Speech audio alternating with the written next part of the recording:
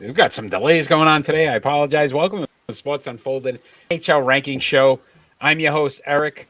Main man over there, Ron, my hockey guru. So much to cover in the NHL as today's trade deadline ended at 3 p.m. and a lot of moves were made. We're going to start off with our rankings and our top five, which was just released. And then we can go into some of these trades. We'll go to top four winners, your top four losers of the trade deadline. But let's start off right off the bat with the number five team that just cracked the list again this week. New York Rangers, they had a pretty good week. They did lose to the Islanders, which is not a good loss. Um, but they did, however, topple two really good teams. I believe Tampa Bay and Carolina, if I'm not mistaken. So they had that to me shows you that the Rangers can play with anyone. And, we keep talking about these same teams that keep shuffling in and shuffling Yeah. out, like Boston, the Rangers, Pittsburgh, Calgary, they keep shuffling in. And to no surprise, somebody else jumps ahead of Boston, Yeah. and Pittsburgh this week. Yeah. So, So Rangers 40, 18-5 on the season, 7-3 in their last 10. So again, not a bad stretch for them. At New Jersey, then home for Pittsburgh and Buffalo. So big game against Pittsburgh because they're kind of neck right. and neck in where they're at. But listen, at home, 26-3 at home for the Rangers. So two home games coming up on this next week stretch. So that's really good. Plus a plus 29 points differential. So if you look at from what they're doing, they're not scoring a lot of goals, but they're also containing teams, only allowing 160 goals so far for the season. Well, Shesterkin is a big part of that. It's like when you're an opposing team and you come in, it's like, gee, we may get two goals. May. And that is a leg up on almost every other team out there when you have to look at that. Yes. Say, maybe two or three other teams in the league that you're not going to get many goals against you just because of that goaltending. Yeah, and we've talked about it. Listen, how important is goaltending in the NHL Yep. when it comes to wins and then especially in the playoffs? Look, the Rangers are clearly in the playoffs. Yeah. And again, if they can get that goal play, that'll make a big difference for them in possibly going further in the playoffs than expected. Yeah, and they did well in the trade deadline. So, Right? Yeah, they made some moves as well. oh yeah, very very big moves. When you're getting the quality player of an Andrew Kopp, who the Bruins were big on, and so were Colorado, and they just came in and scooped him right up. Listen, a lot of these teams we talked about should have made moves and didn't. Uh, all these teams that we're going to talk about made moves. Yes. So when you talk about all in, or at least Well, trying to, yeah, for the most part. right, For the all the most teams part. made it. Yeah, Carolina made one. Yeah. Um, Other than that, they were pretty quiet. They got a guy right at the last minute. So, but we'll talk about them later. All right. So let's move on to the number 14.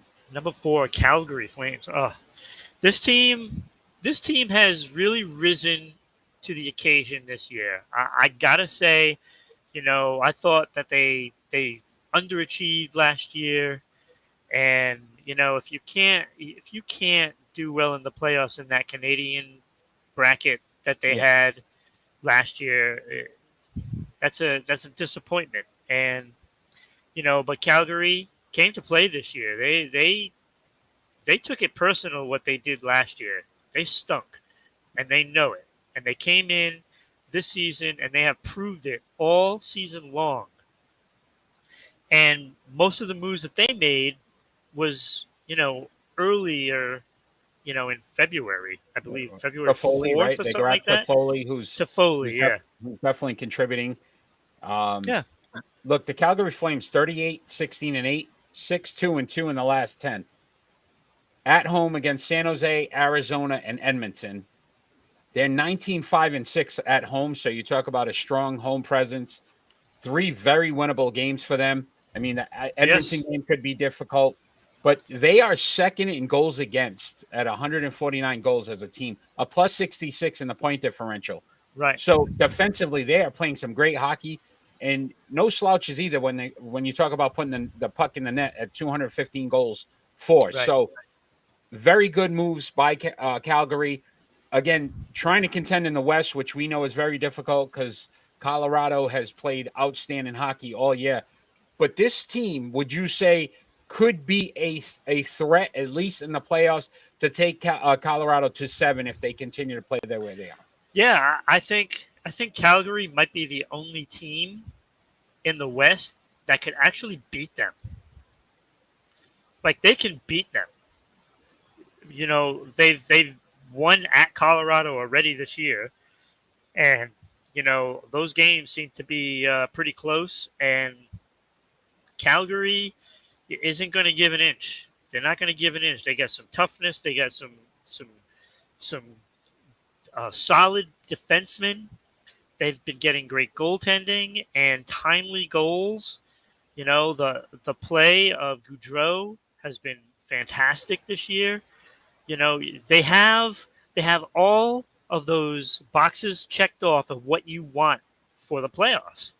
They have the grit you need. They have the never say die players. They got all of that. And then they have the talent that you have the puck on his stick with Johnny Goudreau. It could end up in the net. At any moment. So they have that. They have that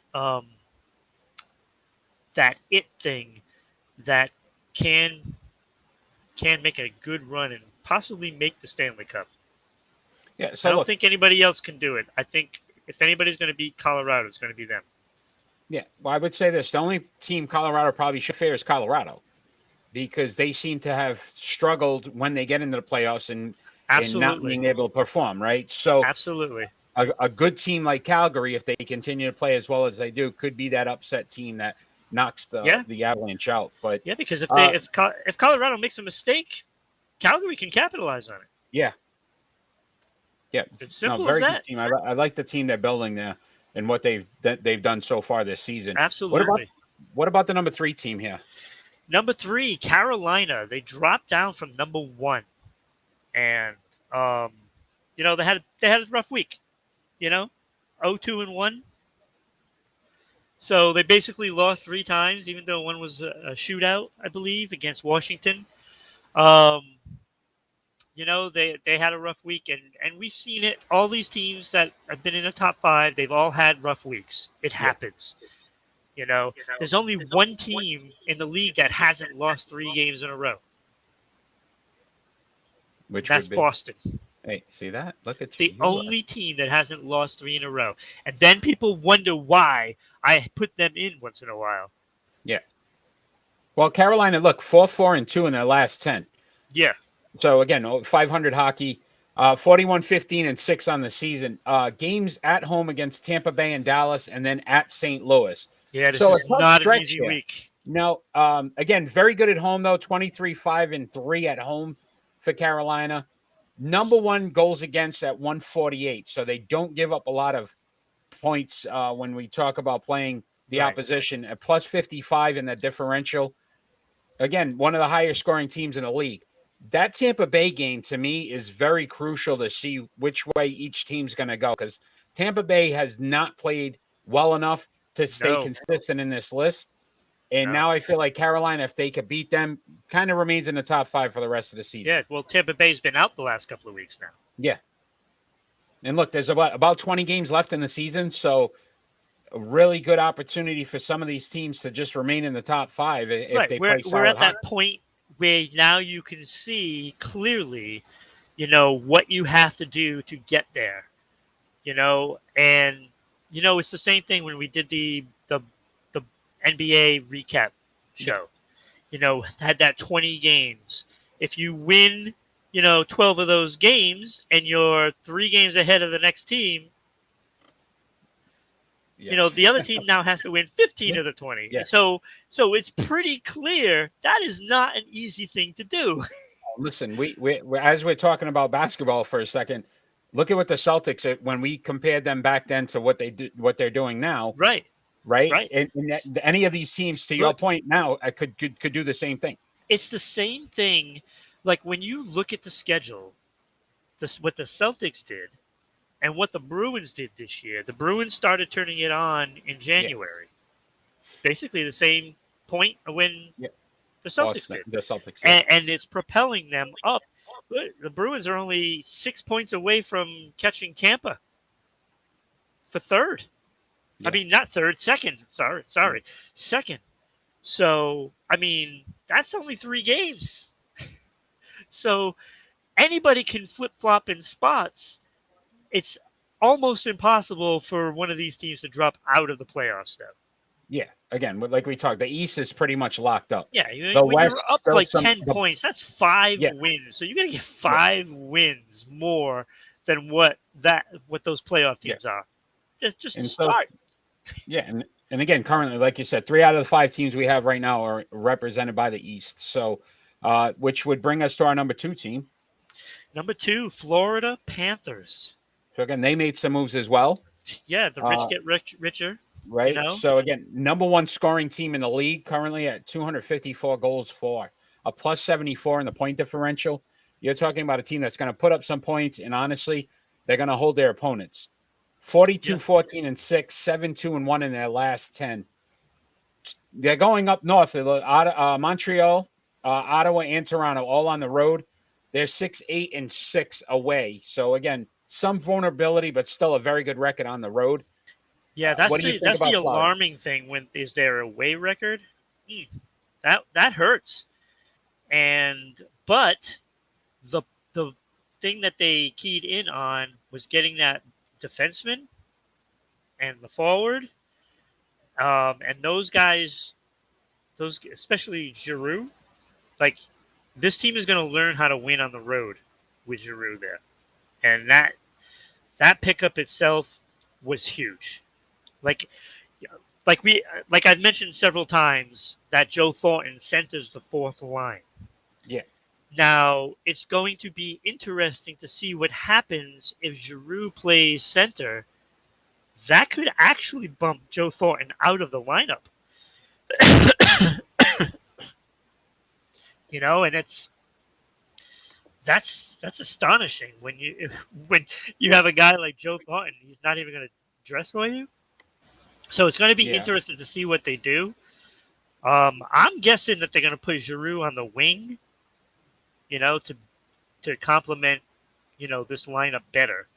So, remains to be seen. And then you have Ben Sherratt on the blue line now, and that's going to stabilize everything. And again, when you go into a road game, you are not trying to be flashy and fancy. You're trying to beat, a tough team to play against. And that's what you're trying to do. And having Sherratt back there is going to really stabilize things, and it's going to make it very difficult to play against Florida no matter what line they have out there. And that's going to be the bigger difference is their road games. Yeah, so again, when you talk about for the playoffs, again, we're talking about a team that is extremely, capable of going to the Stanley Cup. Again, the East will be very difficult, but right now, currently, you have them as the best ranked East team on this list.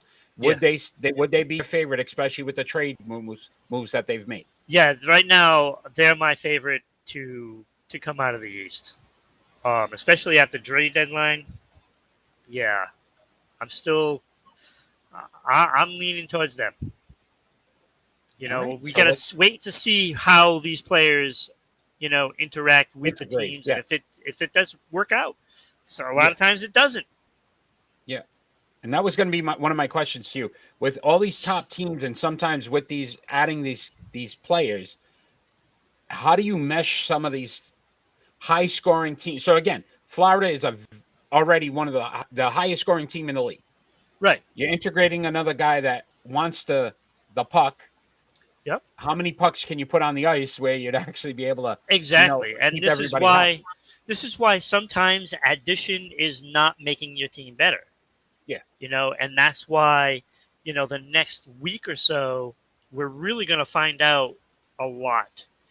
That's why I loved when Calgary did what they did. They made the moves early, and they've had Give it plenty of time. time to see what Yeah. they needed. And when it came down to it, all they picked up was a backup goaltender No, it makes at sense, the deadline. right? I Because think I think to why your do too point, right? much? Give them a month or so to integrate with each other, learn to play. So now with the playoffs around the corner, Right. all these guys know how to play with each other. So yeah, I could see that being a better solution when it comes to trades than actually waiting. Yeah. You got a few Especially weeks left. forwards, because look, it's no surprise if somebody doesn't play well on a new team. It's not a surprise. They're you're talking. They might have been successful because they had chemistry with somebody on their team. Yeah, And then they get moved. Then that chemistry is broken up, and now you're an outsider, and you have all this pressure to perform, and sometimes it falls flat. I've seen it many times in Boston. It's yeah. happened a lot. It can happen anyway. Honestly, yeah. So let's talk about the number one team who remains number one. Has played the best hockey so far this season. That's the Colorado Avalanche. They're 44-13-5, best record in the NHL, 6-3-1 in their last 10. The second highest goal scoring team in the league at 241 goals. Right. Stretch here where they're at home for 3 of the 4, but in the next week, Edmonton, Vancouver, Philadelphia, and at Minnesota, they're Right. 24-3-3 at home. They just Yeah. do not lose at home. So with 3 home games, it's a good chance that they're going to win at least 3 out of the next 4 games. Minnesota's been playing some good hockey as well and made some moves that could benefit them as well. Yeah. The big Kings, problem for them, Eric, is they're playing Edmonton, who is on fire right now. yeah, They're playing Vancouver, who is desperate right now. And they will have to play Minnesota, as you mentioned, who is playing pretty well. And, on the road. Yeah. they're a team to be reckoned with. And Minnesota is going to want to measure up right now. This is their game to measure up. It's very big for them, yes, in the Western Conference. So they've made some moves as well, Colorado, to obviously try to improve their depth. Not so much trying to get big players, but a lot of depth, a lot of different pieces on each line to try to help them continue to stay where they're at. Yeah. Do you feel like Colorado did enough to remain as the number one team in the league? Yes. Yes. Look, they took care of, you know, some glaring problems, and like you said, it's that depth, because they've had some injury problems this year. And, when you keep moving people up, playing positions or positions in the lineup where they're not accustomed and where they don't normally fit in, when you have a fourth liner and he has to move up to the third line, that's a different role, and that's tough to make up for. Yeah. So their biggest problem is, okay, let's get tougher on defense. And that's when they picked up Manson. And, so he's a big guy. He's not going to be easily moved in front of his own net. He is going to take control of that.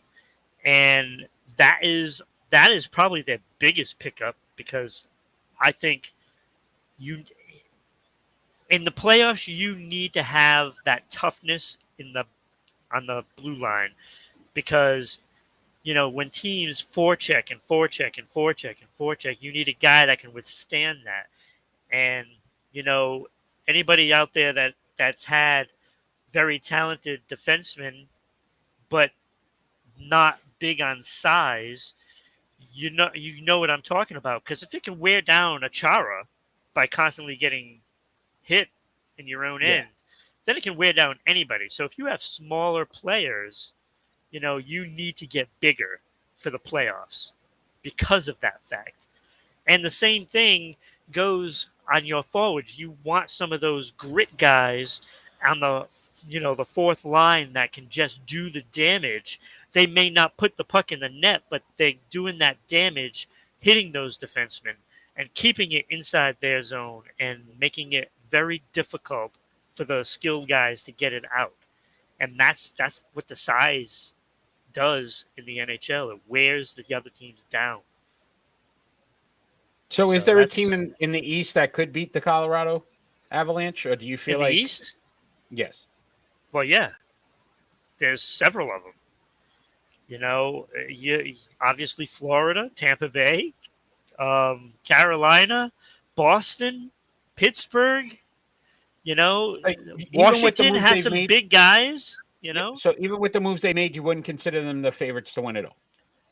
But Colorado, well, I think they're the favorites to win the West. I don't think they're the favorites to win the Stanley Cup. The Cup, okay. All right, that's fair enough. I think whoever comes out of the Eastern Conference, I think is going to win the Cup, unless they get beat up so much they have guys out, and that's the downfall of playing in the East right now, because 1 through 8 can win the Stanley Cup. Yeah. All right, let's take a look at this list. If this thing even wants to work for us today, because we've been having some major difficulties today.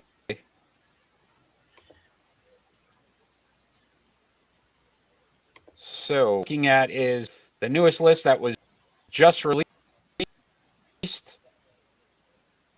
And as you can see, nothing is working. Black screen? Oh! Maybe. There it is. Maybe. Let's try this. New York Rangers. Not on mine. Yep, I got it. All right, so we got at number 5. New York Rangers. The Rangers. Number 4 is Calgary Flames. Number 3, Carolina Hurricanes.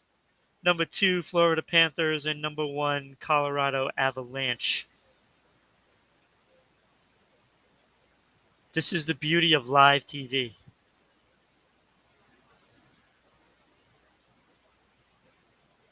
I do not hear you. See? Let's do a face-off now. I'm sure to win that one. I do not hear you. So we know where the technical problems are. So now we're going to go into who I thought were the losers, because I'd rather do losers first. So my top 4 losers. Number 4, I would definitely put as the Edmonton Oilers. Actually, no, that would be reversed. They'd be number 1. So number 4 would be Las Vegas, because Las Vegas doesn't have the cap space to do anything. They have no cap space. So they got it. In fact, they're still going to have to deal with a cap problem once all these players come back from injury. And I don't know what they're going to do. They're going to have to just release probably Riley Smith when they all come back, as Eric tries to get his volume fixed. Nope, still not there. So number 3, I have the Washington Capitals. Look, they just didn't do enough. They didn't go after and get a goaltender. Like that's a problem. They needed goaltending and they needed a defenseman. That's what they needed to do, and they did not accomplish that. They picked up Marcus Johansson from Seattle. Up front was not their problem. It wasn't their problem. Their problem is keeping pucks out of the net and caving in, to teams when they have a spurt. And so Washington, you're out in round 1. Number 2, I have the LA Kings. They did pretty much nothing. They picked up a couple of, minor league defensemen that they're hoping turns out to be good enough to to help them in the playoffs and down the stretch. Um, I don't think it's going to. I think one player had played 24 games and the others like 8. So they got nothing. Um, I, frankly, it's not really a surprise because I don't think they want to give up draft picks at this point because they're still a young team and they probably know that they're not going to get very far. And they're going to just hope, these players can contribute. And number one, Edmonton Oilers. It is shameful for what they didn't do. Like, you have McDavid and Draisaitl up front. And what did you do? You did nothing. You didn't help yourself. I'm still in shock that this team did nothing to get this team, you know, further. They're going to be out in round one again. Like, expect it. Expect it. They're barely holding on to playoffs. And you didn't do anything to help? For shame. For shame. Edmonton fans, you should be upset. And you should let your ownership know because it's inexcusable. They did nothing. So those are the losers. And, that's bad.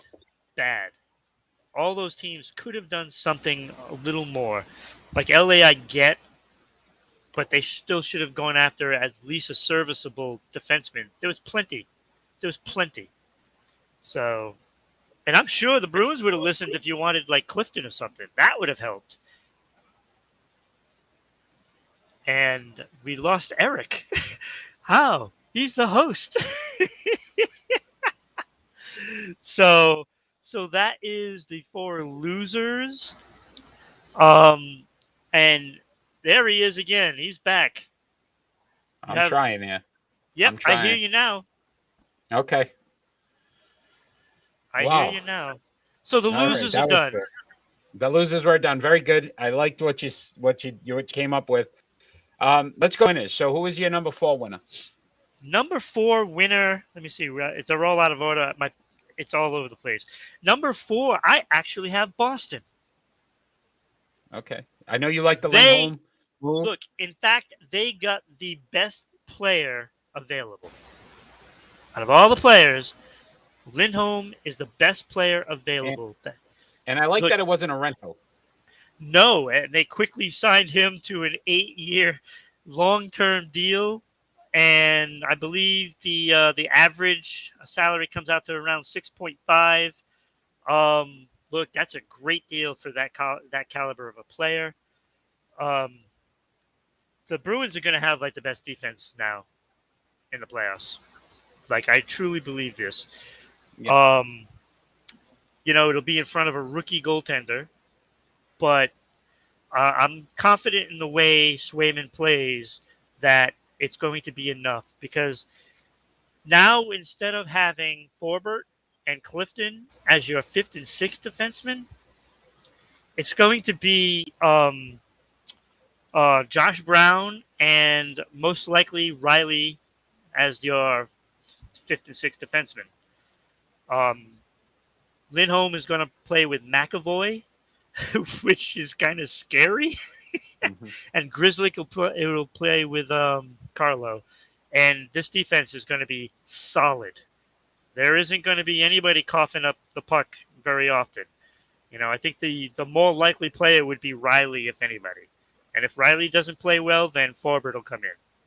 Yeah, no, look, Boston was a very aggressive team in the free agent, the trade market. I'm sorry. Yeah, the only knock and why it's their 4th is because they didn't get, either a center or a winger. That if they would have gotten that, they probably would have been number 1. But they didn't get to do that, So they ended up keeping DeBrusk, which is fine. That's fine, because he's playing well on the wing with Bergeron and Marchand, but Holler has already been put on that fourth line, and Nosek has been on the second line. So I would have loved to seen a center to go in there, and they just couldn't pull it off because they had basically no more picks left. So Yeah. so it's understandable. But probably the best thing would have been to try to get Krejci to come back, but he decided not to. So Yeah. He's gonna stay home. So what about at 3? so at number 3, I have the New York Rangers. Um, Look, they had holes to fill. They filled all of them. So they did a really good job. Would have liked to have seen, you know, maybe a little more of a scorer. I know they were in on Raquel, and they ended up not getting him. So, but they did pick up Andrew Kopp, which is a big pickup. I know the Bruins were in on him. If they would have made the deal, it probably would have been DeBrusque for Kopp, and basically you'd have the same player. So they did not do that. But Rangers got him. They also picked up uh, Justin Braun from the Flyers. He's going to be a big presence in that decor. He's going to play a lot of minutes, on the, you know, penalty killing, stuff like that. So, they got tougher, they got bigger, and Yeah. there's a little bit of nasty in there. And they did pick up Vetrano, from Florida, which I think that was a cost-cutting move for Florida because they were going to get Giroux. With all the moves, So, yeah. so they had to cut somebody loose in order to fit him in. So Vetrano can score. He's got a nice shot. If somebody passes him the puck, that's what he needs. He needs somebody. He needs a good playmaker, so that way he can snipe. So, they filled all the holes they need, on the third and fourth lines. That's what you're Yeah. going to get out of all of those guys, third and fourth lines, and Excellent. and Tyler Mott as well. Like you So said, depth's yeah, and the important. size. You see these teams, they're all going after size. Bruins were no different. Lindholm, he's big. He's a big guy. He's got a long reach. Brown, the same thing, big, tough. You know, that's the common denominator with all these teams going for it. Yeah. So So what about 2?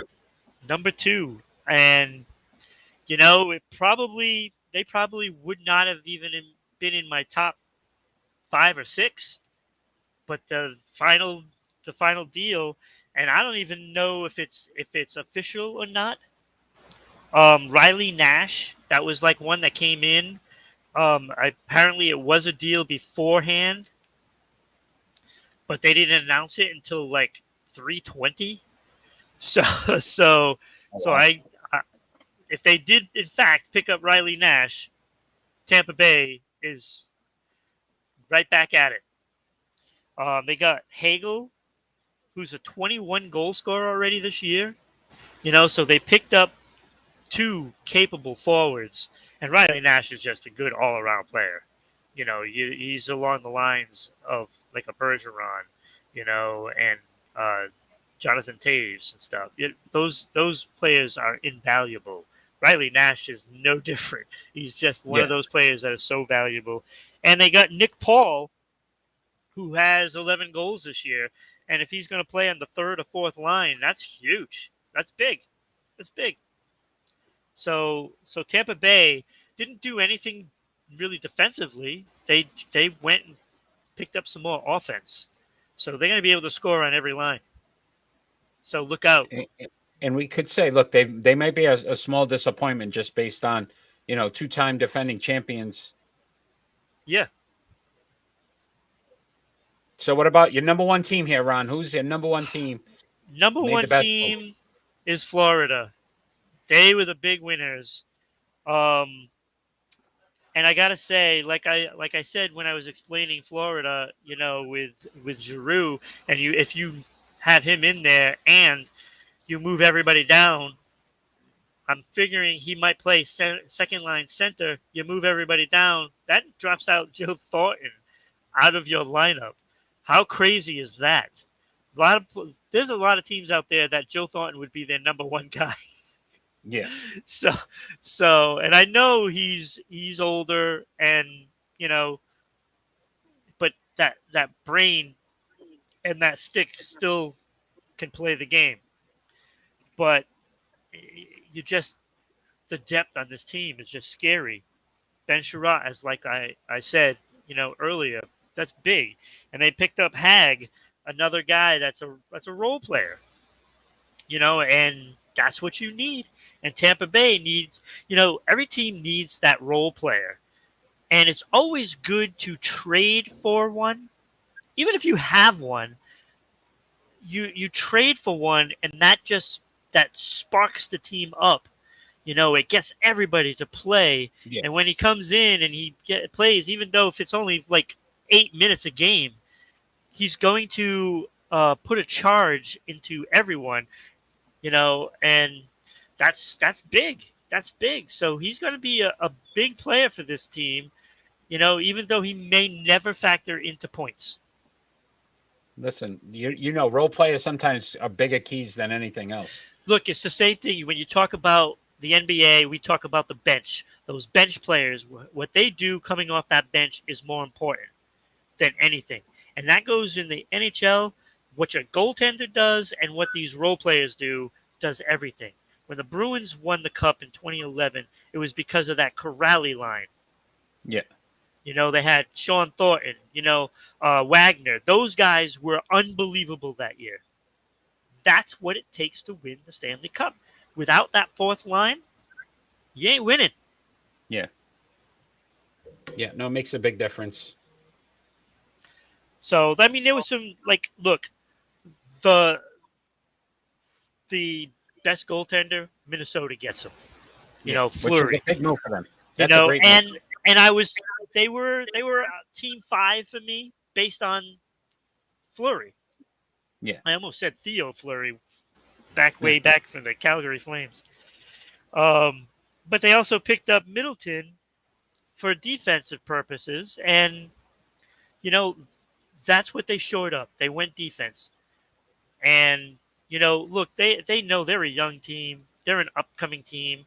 They weren't going to, mortgage the future giving up all their draft picks. They weren't going to do that. No. But, they're cost cutting. They have to keep those prices down. Yeah, and they did the right moves. If you get a veteran goaltender who's been there before in the past, absolutely knows how to win, they can learn from him, rally around, and listen, it didn't go well in Chicago for him. No. Does not mean that he goes to this team who's winning, who's in the playoffs. Yep. Will need his leadership. Now that's probably more valuable than anything else they could have what done. They got in Fleury is huge. That's why, when I said that Bruins actually got the better player, it's based on, Theo. It's based on Marc-Andre Fleury's season this year. Yeah. But if I didn't have Swayman on Boston, I'd be saying go get Fleury. Yeah. And I think they might have done that if they didn't. If it was Olmark and some random goaltender. Yeah. If it was Olmark and say Halak from last year. Yeah. If that's what they had, Fleury would be on a plane to Boston. No, it wouldn't, and it would make sense. So, Ron, thank you again so much for all your hockey insight. I know this was a busy day in the NHL. Yes. I was, watching and listening, and I'm going, he's going to have so many. His finger's going to be numb from writing just because. Of I got moves. it all over the place. Look, there's so many teams that did well, like Pittsburgh. I did want to ask you they something. Still got Raquel. Yeah. I want to ask you a question, and this was something I heard today on the radio, which I was unaware of, and maybe you can enlighten me a little more as my NHL guru. So the kids that are in college now can come up and play for the pro teams after they finish the tournament. How does Yes. that exactly work? How do from a salary cap or is there some kind of way that they're able to do that? Well, okay, so those type of players can play a certain amount of games. I believe it's 7 games. Don't quote me on that, but it's around there because I remember the Bruins were in this similar situation a few years back. Um, Yeah, they and said McAvoy was one of the guys they did it Yes, with. yes. So they can play 7 games. If you do more, then I believe he has to stay with the team. You can't even send him down to the minors. So there are some little weird rules because they don't Yeah, really want to pull students out of college. That's yeah, not the goal of the NHL. They want them to play as long as possible to develop into, men basically. yeah, And so they try not to do that. It's just, circumstances. When a player is just so good, you kind of got to keep them up. And the Bruins had another player not too long ago that came up, and you know he played his 7 games, and they sent him back, and it ended up he never came back. yeah. So So again, I was just curious how it worked. So again, thank you for your top four of each winners and losers on the trade deadline. As I try to do each week, I'm going to challenge you next week, and I'm going to keep it personal again this week with the challenge of I need you to give me the top five Boston Bruins trades of all time. So the Boston Bruins has there been five trades that you can say would be their best five trades of all time, ranking them from the least best to the best trade ever. yeah, All that's right. easy. So I actually that's know the 5 trades already. all right. Awesome. So that'll be a challenge next week. Listen, we're gonna have a major show on Friday as well. If you get a chance, tune in. Check us out on Fridays at 6 p.m. We are live. We're fan interactive. We are on Facebook, YouTube, Twitch, and Twitter. We're everywhere right now. We're on so many different social media sites, but we are going to have so much to go over, and that it's going to be one of our most intense shows probably we've ever done because there's just move upon moves. If you have time, check us out on social media at Sports Unfolded on Facebook and Twitter, at Broadcasting RI on Twitter, Sports_Unfolded on Instagram. Listen to us on our podcasts on Amazon, Anchor, Google, Spotify, and TuneIn. So many different ways to watch and listen. We have continued to try to expand our Sports Unfolded brand. So, continue to follow us and check us out. If you'd like to sponsor the show, broadcasting No. media. No, I messed that up. RIBroadcasting.media at Broadcasting.media. gmail.com. Thank you, sir. Check us out. Sponsor the show. Love to do that. Have thousands of eyes on your business consistently. I mean, I can't be perfect all the time. I mean, and our predictions are not going so well either. So we're not doing too well on that. But check us out on Friday. We're going to have a lot to go over. Can't wait. Tomorrow, we will do our NBA ranking show with Kenny. We are just waiting to see how tonight's games kind of hash out, and then we'll have our ranking list up tomorrow morning for the NBA. So, Ron, thank you again. Sorry for all the technical difficulties tonight, It's all good. but we'll get it right. Peace.